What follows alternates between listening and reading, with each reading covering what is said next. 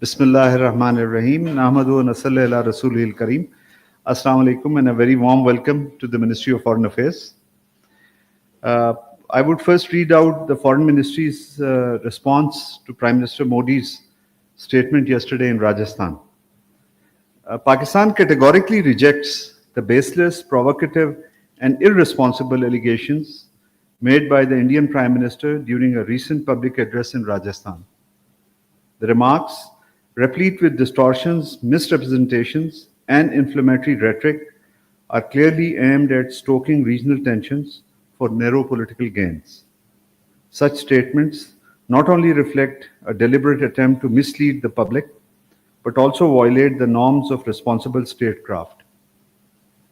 Resorting to threats and boasting about military action against a sovereign nation is a grave breach of United Nations Charter and established principles of international law.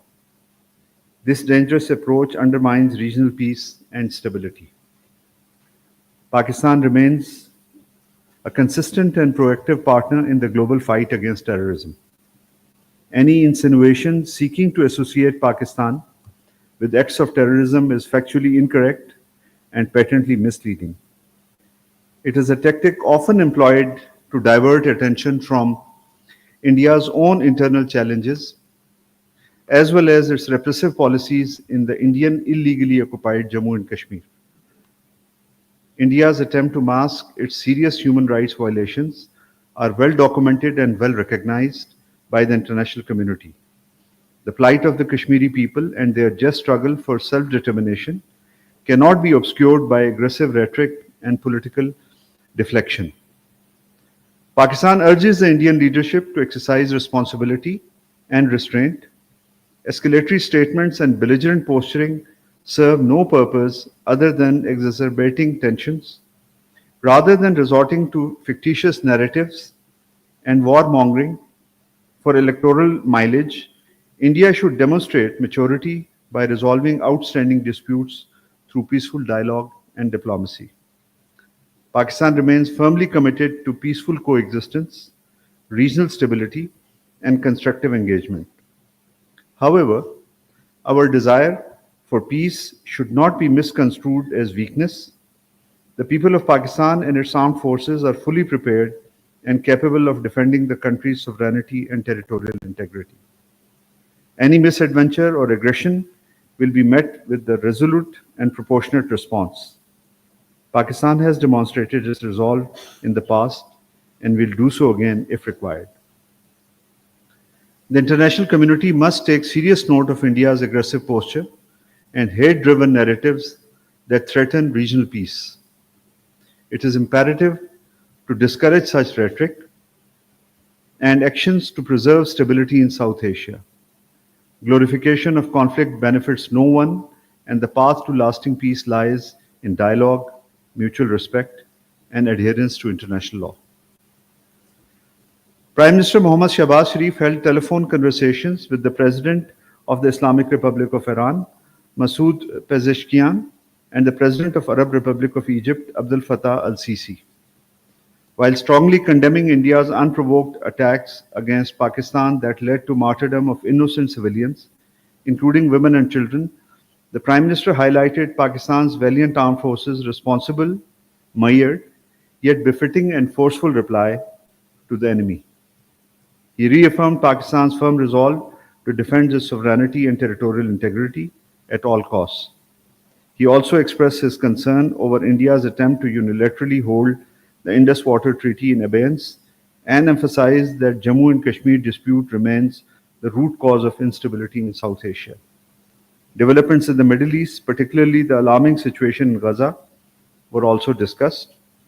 The PM urged the international community to ensure consistent and timely delivery of humanitarian assistance to the people of Gaza. He also hoped that the upcoming UN conference on two-state solution next month would yield meaningful outcomes. On the invitation of the Foreign Minister of People's Republic of China, Mr. Wang Yi, Deputy Prime Minister, Foreign Minister, Senator Mohammad Ishaq Dar undertook an official visit to Beijing from 19 to 21st May 2025.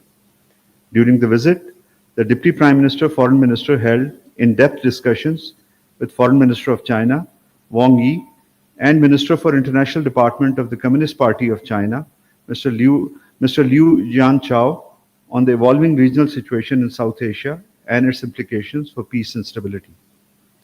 Deputy Prime Minister, Foreign Minister, Senator Mohammad Ishaq Dar, member of the CPC Political Bureau and Foreign Minister of the People's Republic of China, Wang Yi, and acting Foreign Minister of Afghanistan, Amir Khan Muttaqi, also held an informal trilateral meeting during the visit in Beijing.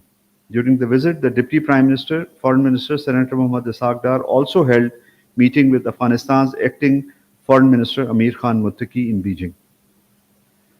The Ministry of Foreign Affairs has firmly rejected the unfounded allegations circulating in certain segments of Indian media, which falsely claim that Pakistan employed Shaheen missile during Operation Bunyanul Marsus.